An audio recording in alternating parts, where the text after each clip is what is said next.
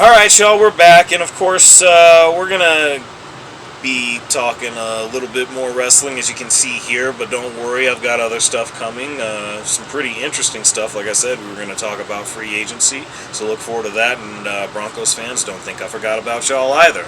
But in the meantime, between time, clearly we're about to talk about Rey Mysterio, because I heard some really interesting stuff recently in terms of a pitch that was made specifically by him, and it was turned down. Now, I wanted to talk about this in general because, you know, as you see me working my way to adjust all this, but I wanted to talk about this in general, just given a little bit of, I guess, historical aspect. Not historical like it's something monumental or anything like that, but just something that a lot of people haven't thought about throughout time. I mean, I'm pretty sure it's easy to be cognizantly aware of, but it's funny because a lot of folks used to go after Cena for never turning heel, even though initially he was a heel. I mean, alright, maybe not so much at first. It was actually similar to The Rock. It was just he was forced into being a heel. More so, you know what? We all know the history on that. I'm not going to go into it. But the point I'm trying to make is a lot of people were pushing for that. We never really got it. And I don't think that we were really missing out that much on that. That said, of course, when we talk about guys that have never been heels, I didn't realize that wasn't necessarily the case with Rey Mysterio, or at least with the exception of one particular occasion, which was during the late WCW days, and I don't remember all the dynamics or any of the details behind it. I just know it was a group with him,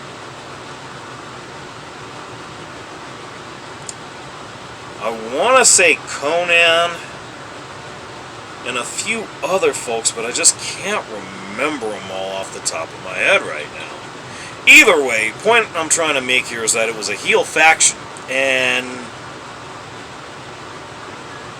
I'm going to be perfectly honest, it didn't really do a whole lot of anything. It wasn't ever anything bad. It wasn't anything overly good either. So I guess the reason I'm talking about this is because the pitch that was made was one where he would have been the one to turn on Dom, instead of Dom turning on him the way he turned on Ray and Edge back at Clash at the Castle. I believe that was 2022. I mean, that's really wild to think about, though. Rey Mysterio a heel.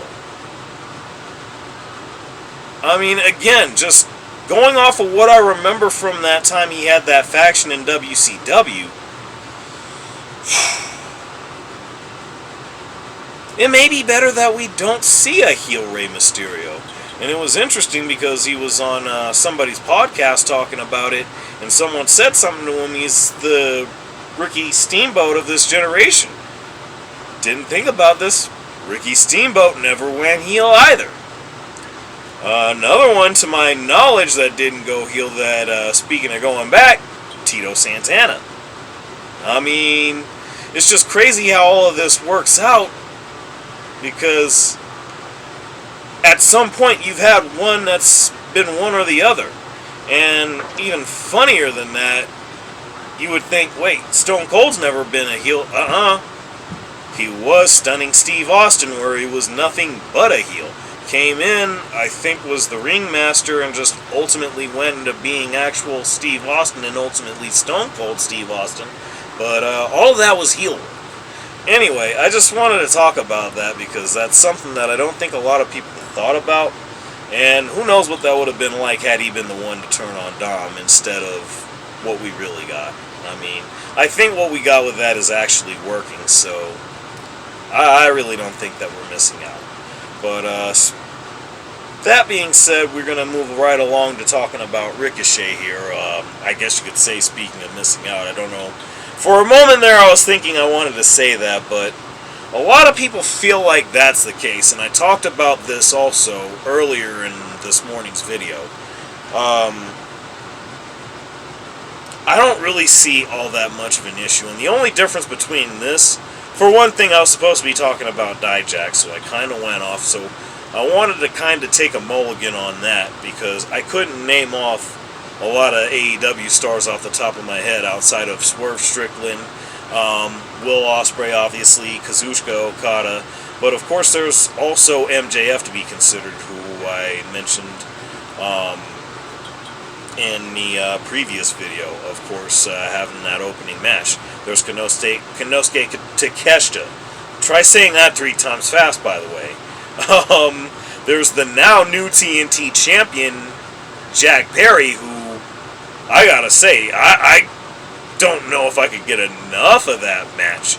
So, either way, the point I was trying to make earlier is that between Ricochet and Dijak, I feel like there are actually an awful lot of positives to look forward to with each of them, well, with both of them and each of them respectively, being a part of AEW. I think that you're going to get a really, really strong ultimate main event piece in Dijak, and the same possibly could be said about Ricochet too, if done the right way. Again, I feel like if you pair him at some point with Chris Statlander and Stokely Hathaway, that might be all he needs. Hell, that might even help his character work a little bit more, which, I mean, I don't know how important that necessarily needs to be for someone like Ricochet, but just an idea that I still want to throw out there, threw it out there earlier this morning, sticking by it. That said, on a note of things that I'm not sure how much I can stick by, yeah. So, yeah, what more can I say? I think this was expected. The momentum of Shane McMahon to AEW was just picking up more and more, and after hearing about this particular story, it just almost feels inevitable at this point that that's what we're going to wind up getting. So it's going to be Dijak, Ricochet, and Shane McMahon all coming to AEW. I mean, just imagine what that's going to be like. I know I didn't speak very highly of it before. I'm still not going to be, this is going to change everything. I just don't see that being the case. But one thing that it is going to do is it's going to get a lot of people talking, and a lot of people are talking now, as it is. I mean, they were talking when the story first broke a week and a half, 2 weeks ago, I think it was. I mean, and look at it now. Now we're talking about these two having ran into each other. I think it was at LaGuardia Airport in New York, and they were actually talking about it. I'm guessing Mercedes asked him if it was true. Is it possible we could see Shane McMahon in AEW? And again, it just, the momentum of that being the case just gets stronger and stronger and stronger. And I don't know how that's possible to the extent that it's been, but it just is what it is. And I guess now we gotta embrace it. We just might actually be looking forward to that coming soon. And oddly enough, the video I just posted, was bringing up Britt Baker coming back. I mean, the timing of all these things is so wild. It's mind-blowing, actually. I mean,